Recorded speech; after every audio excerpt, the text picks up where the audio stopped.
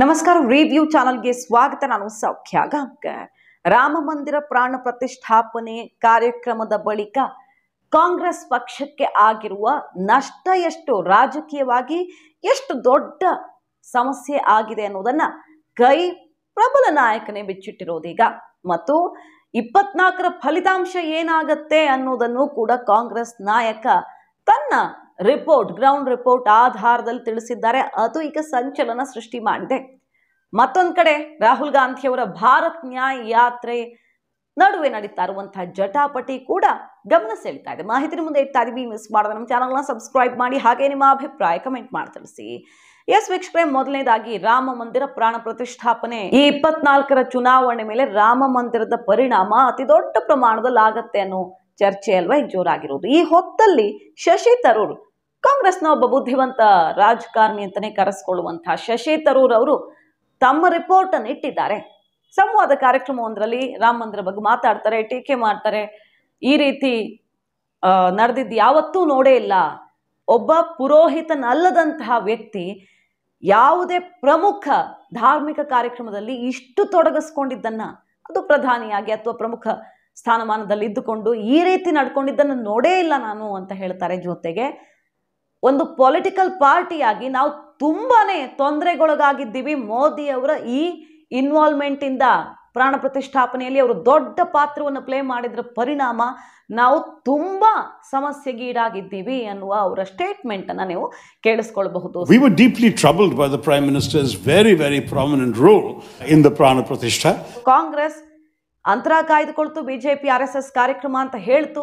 At least ತಮ್ಮ ಸಾಂಪ್ರದಾಯಿಕ vote bank ಅನ್ನು ಭದ್ರ ಮಾಡ್ಕೊಳ್ಳೋದಕ್ಕೆ. ಆದರೆ ಎಷ್ಟು ಆತಂಕ ಸೃಷ್ಟಿಯಾಗಿದೆ ಅನ್ನೋದನ್ನ ಕ್ಲಿಯರ್ ಆಗಿ ಶಶಿ ತರೂರ್ ಅವರೇ ವಿವರಿಸ್ದಂಗೆ ಕಾಣಿಸುತ್ತೆ.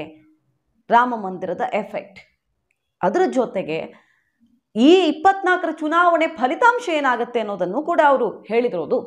ಈ ಸಂವಾದದಲ್ಲ, ಹಿಂದೆ ಸ್ಟೇಟ್ಮೆಂಟ್ ಕೊಟ್ಟಿದ್ದು, ಈ ಸಲ ದೊಡ್ಡ ಪಕ್ಷವಾಗಿ ಬಿಜೆಪಿ ಬರುತ್ತೆ, ಆದ್ರೆ ಗೆಲ್ಲೋದಕ್ಕೆ ನಾವು ಬಿಡಲ್ಲ. ಇಂಡಿ ಕೂಟ ಸರಿಯಾಗಿ, ಈ ಮಿತ್ರಕೂಟ ಒಗ್ಗಟ್ಟಿನ ಕೆಲಸ ಮಾಡಿದ್ರೆ ಖಂಡಿತ ಅವ್ರ ನಂಬರ್ಸ್ ಅನ್ನ ಇಳಿಸಬಹುದು ಅಧಿಕಾರಕ್ಕೇರದಂತೆ. ಬಟ್ ದೊಡ್ಡ ಪಕ್ಷವಾಗಿ ಬಿಜೆಪಿನೇ ಹೊರಹೊಮ್ಮತ್ತೆ ಅಂತ ಹೇಳಿದ್ರು. ಅದು ಹೇಳಿ 2 ದಿನಕ್ಕೆ ಈಗ ಇಂಡಿ ಕೂಟ ಛಿದ್ರವಾಗಿದೆ. ಸೀಟ್ ಶೇರ್ ಮಾತುಕತೆ ಮುರಿದು ಬಿದ್ದು ಬಹುತೇಕ ಎಲ್ಲರೂ ಇಂಡಿ ಕೂಟದಿಂದ ಔಟ್ ಆದಂತಾಗಿದೆ. ಈಗ ಕೇಜ್ರಿವಾಲ್ ಔಟು, ಮಮತಾ ಬ್ಯಾನರ್ಜಿ ಅವರು ಔಟು, ನಿತೀಶ್ ಕುಮಾರ್ ಅವರು ಔಟು. ಅಂದ್ರೆ ಅವರೆಲ್ಲ ಸೀಟ್ ಶೇರ್ ಮಾತುಕತೆ ಇಲ್ವೇ ಇಲ್ಲ ಕಾಂಗ್ರೆಸ್ ಜೊತೆ ಅಂತ ಕ್ಲಿಯರ್ ಮಾಡಿಬಿಟ್ಟಿದ್ದಾರೆ. SP ಕೂಡ ಸೆಡ್ ಹೊಡೆದಿದೆ. ಸೊ ಶಶಿ ತರೂರ್ ಅವರ ಈ 2 ಸ್ಟೇಟ್ಮೆಂಟ್ಸ್ ಇದೆಯಲ್ಲ, ಅದು ಈಗ ರಾಷ್ಟ್ರ ರಾಜಕಾರಣದಲ್ಲಿ ಗಮನ ಸೆಳೆತಿರೋದು. ಮತ್ತೊಂದು ಕಡೆಗೆ ನ್ಯಾಯ ಯಾತ್ರೆಗೆ ಸಂಬಂಧಪಟ್ಟಂತೆ ಕರ್ನಾಟಕದ ಕಾಂಗ್ರೆಸ್ ನಾಯಕರ ಜೊತೆಗೆ ಹಿಮಂತ್ ಬಿಸ್ವಾ ಶರ್ಮಾ, ಅಸ್ಸಾಂ CM ಜಟಾಪಟಿಗೆ ಇಳಿದಿದ್ದಾರೆ. ಯಾಕಂದ್ರೆ ರಾಹುಲ್ ಗಾಂಧಿ ಬೆನ್ನಿಗೆ ಗಟ್ಟಿಯಾಗಿ ನಿಂತಿರೋದೇ ಕರ್ನಾಟಕದ ನಾಯಕರು.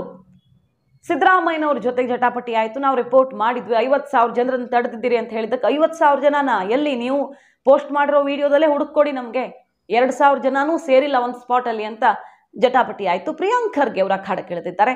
ಪ್ರಿಯಾಂಕ್ ಖರ್ಗೆ ಅವ್ರಿಗೆ ವಿಶೇಷವಾಗಿ ಯಾಕೆ ರಿಪ್ಲೈ ಮಾಡ್ತಾರೆ ಅಂದರೆ, AICC ಅಧ್ಯಕ್ಷ ಮಲ್ಲಿಕಾರ್ಜುನ್ ಖರ್ಗೆ ಅವರ ಮಗ ಬೇರೆ. ಹಾಗಾಗಿ ಅವ್ರು ಮಾಡಿರೋ ಟ್ವೀಟ್ಗೆ ಅಸ್ಸಾಂನ CM ಉತ್ತರ ಕೊಟ್ಟಿರೋದು, ಜಟಾಪಟಿ ನಡೆದಿರೋದು. ಪ್ರಿಯಾಂಕ್ ಖರ್ಗೆ ಅವ್ರು ಹೇಳ್ತಾರೆ, ರಾಹುಲ್ ಗಾಂಧಿ ಅವ್ರನ್ನ ಈಗ ಅರೆಸ್ಟ್ ಮಾಡಲ್ಲ, ಎಲೆಕ್ಷನ್ ಆದಮೇಲೆ ಅರೆಸ್ಟ್ ಮಾಡ್ತೀವಿ ಅಂತಿರಲ್ಲ, ಹಾಗಾದ್ರೆ ಏನು ತಂತ್ರಗಾರಿಕೆ ಇರಬಹುದು? ತಪ್ಪು ಮಾಡಿದ್ದಾರೆ ಅಂದ್ರೆ ತಾಕತ್ತಿದ್ರೆ ಈಗ ಅರೆಸ್ಟ್ ಮಾಡಿ. ಅವ್ರು ಸತ್ಯವಂತರು ಅನ್ನೋದು ನಿಮ್ಗೆ ಗೊತ್ತು, ಅವ್ರು ಹೇಳ್ತಿರೋದು ಸತ್ಯ ಅನ್ನೋದು ಗೊತ್ತು, ಹಾಗಾಗಿ ನಿಮ್ಗೆ ಭಯ ಅವ್ರು ಟಚ್ ಮಾಡೋಕೆ ಅಂತೆಲ್ಲ ಏನು ಟ್ವೀಟ್ ಮಾಡಿ ವಾಗ್ದಾಳಿ ನಡೆಸಿದ್ರು. ಅದಕ್ಕೆ ಅರೆ ಬ್ರದರ್, ನಮಗೆ ರಾಹುಲ್ ಗಾಂಧಿ ಅವ್ರ ಎಲೆಕ್ಷನ್ಗೆ ಬೇಕು ಅಂತ ಕುಹಕವಾಡಿ ಒಂದು ಸಾಲಿನ ಉತ್ತರವನ್ನು ಕೊಟ್ಟಿರೋದು. ಅದರರ್ಥ ಬಿಜೆಪಿಯವರು ಆಗಾಗ ಹೇಳ್ತಿರ್ತಾರಲ್ಲ, ಸ್ಟಾರ್ ಕ್ಯಾಂಪೇನರ್ ರಾಹುಲ್ ಗಾಂಧಿನೇ ನಮ್ಮ ಸ್ಟಾರ್ ಕ್ಯಾಂಪೇನರ್ ಅಂತ. ಆ ರೀತಿ ಆಗ್ತಿದೆಯಾ ಈಗ? ಯಾಕಂದ್ರೆ ಇಂಡಿ ಕೂಟದಲ್ಲಿ ಬಹುತೇಕ ಈ ಸಮಸ್ಯೆಗಳೆಲ್ಲ ಉದ್ಭವ ಆಗಿದ್ದು ರಾಹುಲ್ ಗಾಂಧಿ ಜೊತೆಗೆ ಆದಂಥ ವ್ಯತ್ಯಾಸಗಳಿಂದಾನ. ಅದೇ ಮುನ್ನೆಲೆಗೆ ಬಂದಿರೋದು. ಬಹುತೇಕರಿಗೆ ರಾಹುಲ್ ಗಾಂಧಿ ನಾಯಕತ್ವ ಒಪ್ಕೊಳ್ಳೋಕ್ಕೂ ರೆಡಿ ಇಲ್ಲ.